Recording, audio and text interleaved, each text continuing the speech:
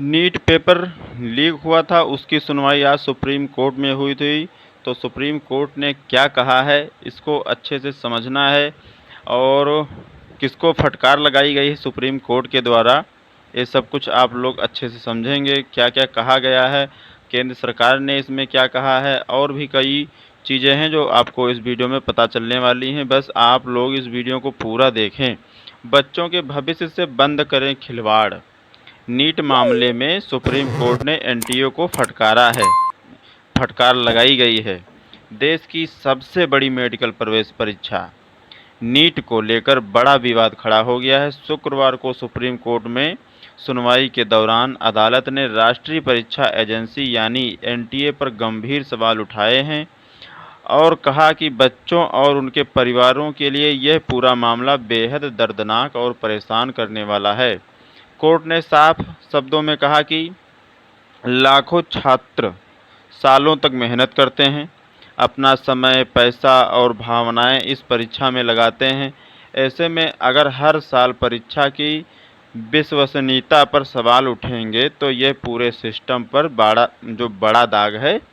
वहीं इस मामले में केंद्र सरकार की तरफ से उचित कार्रवाई का भरोसा दिलाया गया है। केंद्र की तरफ से अदालत में ये बताया गया कि पीएम मोदी खुद इस मामले में निगरानी रख रहे हैं। एनटीए को ख़त्म करने की भी मांग उठी है। देखिए, एनटीए को ख़त्म करने की भी मांग उठी है।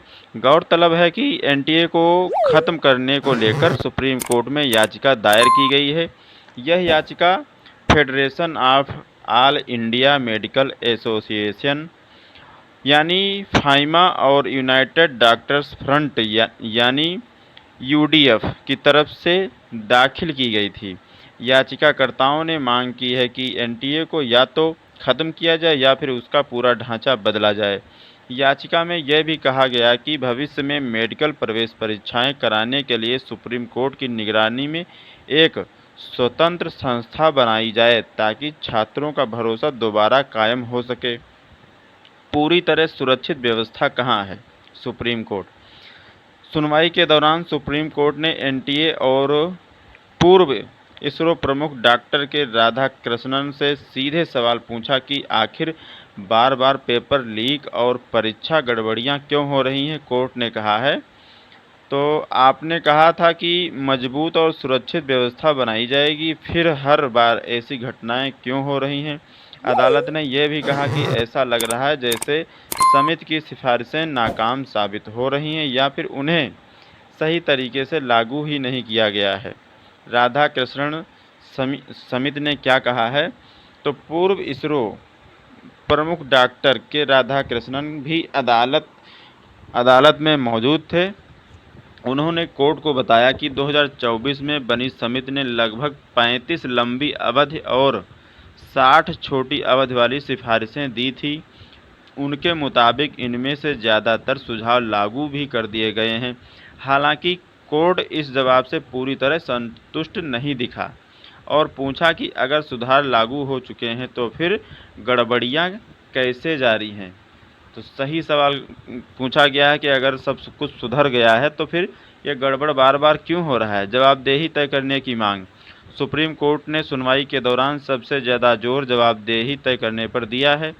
अदालत ने कहा कि यह पता होना चाहिए कि आखिर इन गड़बड़ियों के लिए जिम्मेदार कौन है।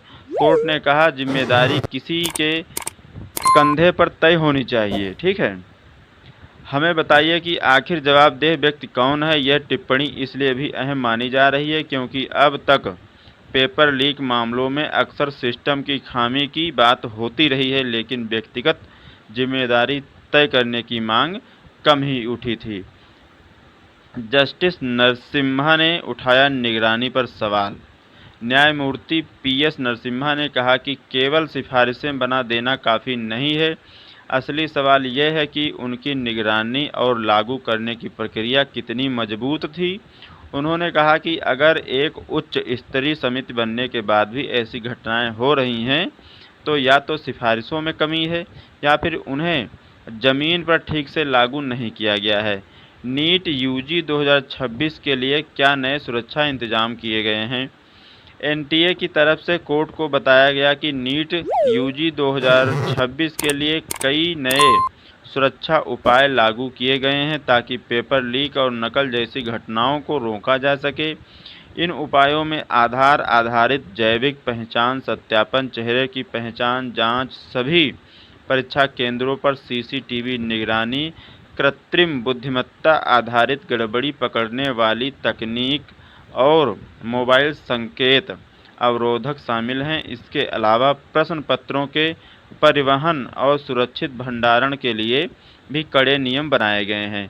कई केंद्रों पर पुलिस तैनाती भी बढ़ाई गई है। केंद्र सरकार ने इस पर क्या कहा है, तो एनटीए की तरफ से पेश हुए सॉलिसिटर जनरल तुषार मेहता ने अदालत को भरोसा दिलाया कि दोबारा परीक्षा पूरी सुरक्षा और पारदर्शिता के साथ कराई जाएगी। उन्होंने कहा कि इस मुद्दे पर उच्च स्तर पर बैठक हुई है और सरकार पूरी गंभीरता से काम कर रही है।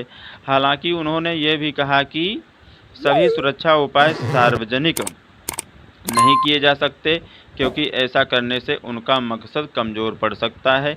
तुषार मेहता ने यह भी बताया कि प्रधानमंत्री नरेंद्र मोदी खुद इस पूरे मामले की निगरानी कर रहे हैं और भविष्य में परीक्षा व्यवस्था को मजबूत करने के लिए व्यापक तंत्र तैयार किया जाएगा।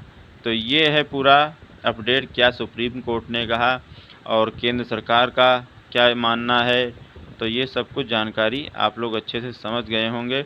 इस वीडियो को सभी लोगों के पास शेयर करो। जितने भी लोगों ने नीट का एग्ज़ाम दिया था, प्रवेश परीक्षा और पेपर लीक हो गया है, उन सभी के पास इस जानकारी को ज़रूर पहुंचाएं। सुप्रीम कोर्ट ने साफ साफ कहा है किसी भी बच्चे के साथ में कोई खिलवाड़ ना हो। पैसा अपना लगाते हैं, तैयारी में समय बिताते हैं और ये सब जो भावनाएं हैं उनकी पेपर लीक होने से सब वो बिखर जाते हैं, जितने भी छात्र हैं। तो ऐसा बिल्कुल ना हो और इस जानकारी को आप लोग ज़्यादा से ज़्यादा लोगों के पास शेयर ज़रूर करें। मिलेंगे नए वीडियो में। और सुप्रीम कोर्ट ने नीट परीक्षा में बार बार हो रही गड़बड़ियों और पेपर लीक पर एनटीए को कड़ी फटकार लगाई है। अदालत ने पूछा कि आखिर जवाबदेही किसकी है और बच्चों के भविष्य की सुरक्षा कैसे होगी। बहुत अच्छा किया सुप्रीम कोर्ट ने। और भाई सभी लोग वीडियो को लाइक ज़रूर करें। ऐसे ही देखिए, पेपर सबसे बड़ी परीक्षा है मेडिकल प्रवेश परीक्षा और कई सालों से मेहनत करते हैं, तैयारी करते हैं और जब परीक्षा होती है तो पूरा अपना दमखम लगा देते हैं कि परीक्षा हम पास कर जाएंगे। लेकिन परीक्षा हो जाने के बाद क्या पता चलता है कि पेपर लीक हो गया है।